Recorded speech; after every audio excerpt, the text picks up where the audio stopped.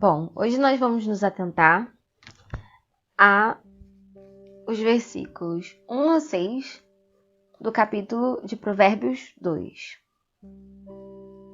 Mais uma vez, usando aqui a versão da KJA, King James atualizado. Vamos ler todos os versículos. Meu filho, se aceitares os meus conselhos e abrigares contigo os meus mandamentos, com o objetivo de considerar atentamente a sabedoria e inclinar o coração para o discernimento, e, se clamares por entendimento e por inteligência suplicares aos brados, se buscares a sabedoria como quem procura a prata e como tesouros escondidos a procurares, então compreenderás o que significa o temor do Senhor e acharás o conhecimento de Deus, porquanto é o Senhor quem concede sabedoria, e da sua boca procedem a inteligência e o discernimento. Vamos nos atentar primeiro aos versículos 1 a 3. Vamos ler novamente.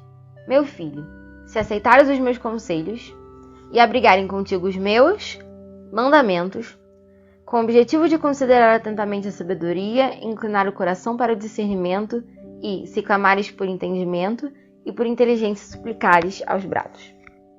O pai, mais uma vez aqui, instrui o filho a guardar e a observar seus conselhos. Veja que aqui o pai não apenas dá conselhos, mas também dá ao filho mandamentos. Não devemos nos enganar pensando na figura do pai como um mero conselheiro, mas como alguém que provê mandamentos, o que por sua vez demonstra tanto a autoridade do pai, como o fato de que o filho tem o dever de obediência aos mandamentos do pai.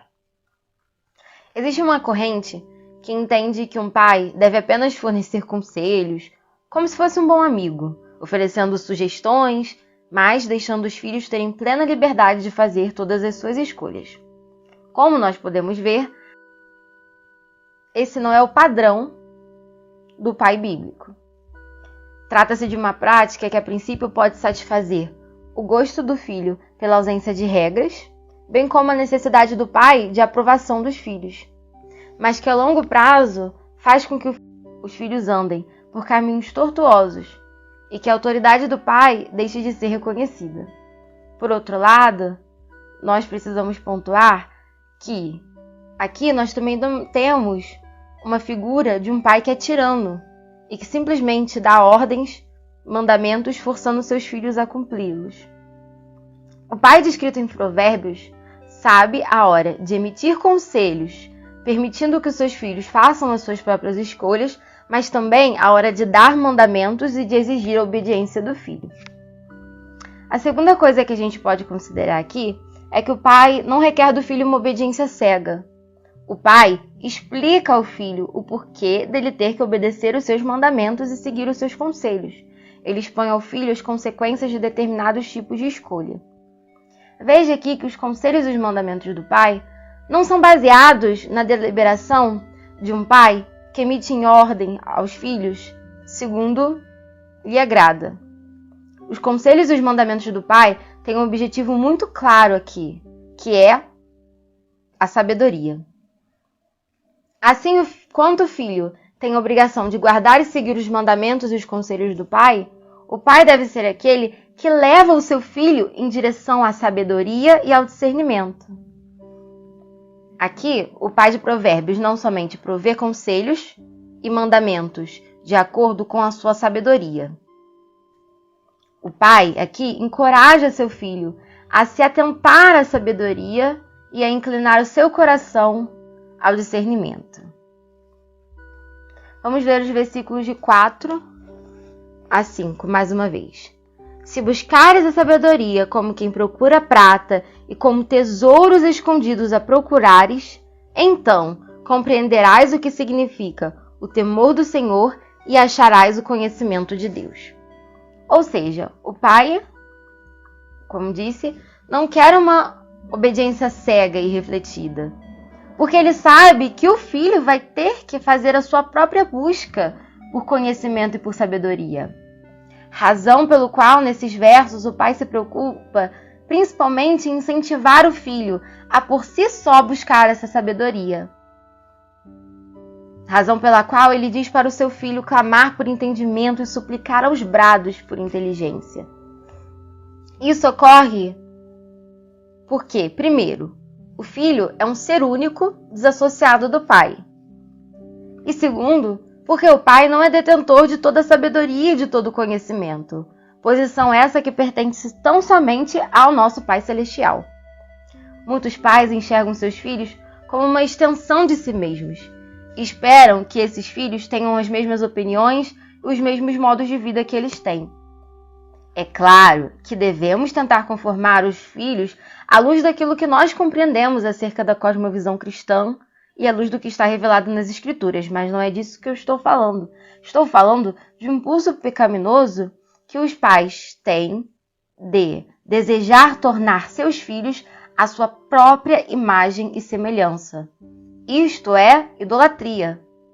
Nossos filhos são seres únicos e, portanto, devem percorrer suas próprias jornadas rumo ao conhecimento e à sabedoria.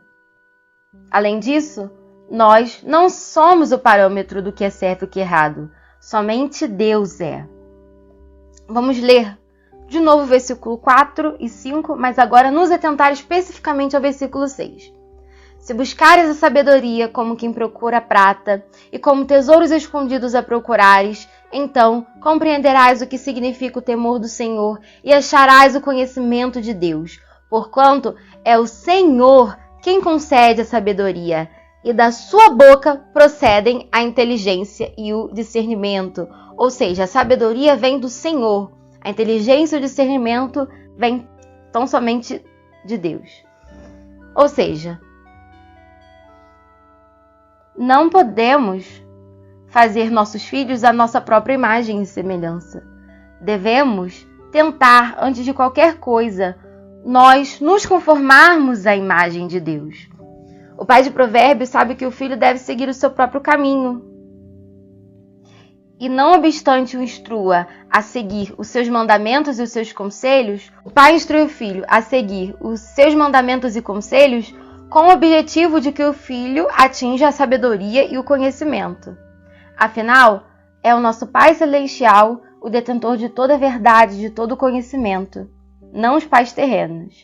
E, como seres humanos pecadores que são, devem ter humildade para reconhecer que nem todas as suas opiniões são verdades absolutas, devendo os filhos serem doutrinados na palavra de Deus pelos pais, tendo, no entanto, cada um a sua própria consciência cativa às Escrituras enquanto indivíduos diante do Deus Altíssimo. O objetivo, assim, dos ensinamentos passados pelos pais aos filhos devem ser que esses filhos inclinem seus corações ao conhecimento. Veja que no Antigo Testamento o coração não era somente o centro das emoções, mas uma espécie de centro de controle do ser humano, no qual são ponderadas as escolhas, no qual pensamos, no qual são delineados os cursos das nossas ações. Assim, o versículo não trata somente de uma afeição ao discernimento, mas trata de uma verdadeira disposição do nosso ser como um todo por busca de discernimento, entendimento e inteligência. Veja a ênfase com a qual deveríamos nos dedicar a esta busca, inclinando nossos corações a isto, clamando e suplicando aos brados, buscando como quem procura prata e tesouros. Muitas pessoas acreditam que simplesmente estão a adquirir sabedoria no decorrer do curso natural da vida, o que não é verdadeiro. É claro que o tempo de vida traz um certo amadurecimento. Contudo, a Bíblia, ao falar sobre a sabedoria, nos instrui a buscá-la de forma intencional, constante e intensa. Sendo o tempo, nesse caso, uma das importantes variáveis nessa equação do trabalho de aquisição de sabedoria. Portanto, não podemos nos iludir acreditando que somente por vivermos diversas experiências ao longo de nossas vidas estamos a adquirir sabedoria. Tampouco podemos considerar as pessoas mais velhas necessariamente mais sábias do que as mais novas. Muito embora é necessário ressaltar que os mais velhos merecem especial respeito e que a velhice é um forte indicativo de uma vida sábia. Afinal, não é à toa que a obediência aos pais é diretamente relacionada à longevidade, conforme o capítulo 4 deste mesmo livro de Provérbios. Observe que a sabedoria acerca da qual a Bíblia fala somente é encontrada por aqueles que a buscam. E aqui vemos que não se trata de uma busca que ocorre de uma forma natural para nós, ou mesmo de uma forma incidental. Não, é uma busca intencional e constante. Busca esta que não pode estar desassociada do princípio da sabedoria, que é o temor do Senhor. Observe que o pai vai dizer que o filho deve buscar a sabedoria e que então assim ele vai compreender o que significa o temor do Senhor. Ou seja, o temor do Senhor se apresenta tanto quanto ponto de partida, sendo o princípio pelo qual nos orientamos e somos instigados à busca pela sabedoria, como também o temor do Senhor é o ponto de chegada da busca pela sabedoria. Podemos falar mais especificamente que este ponto de chegada, na verdade, é como diz o versículo, o entender o que significa o temor do Senhor, o que nos dá a oportunidade de então achar o conhecimento de Deus, sendo este o nosso fim principal. Conhecer a Deus, buscando avidamente todo o conhecimento que Ele graciosamente nos permite acessar por meio do Espírito Santo. Assim como vemos no versículo 6, todo conhecimento vem do Senhor, que concede a sabedoria aos homens. Portanto, os conselhos e as ordens dos pais não são um fim em si mesmo, mas antes, eles devem ter como fim apontar para a busca da sabedoria que vem de Deus, do conhecimento que nos é revelado por Deus através do Espírito Santo, o que exige uma busca de caráter intencional, de periodicidade constante e de modo intenso.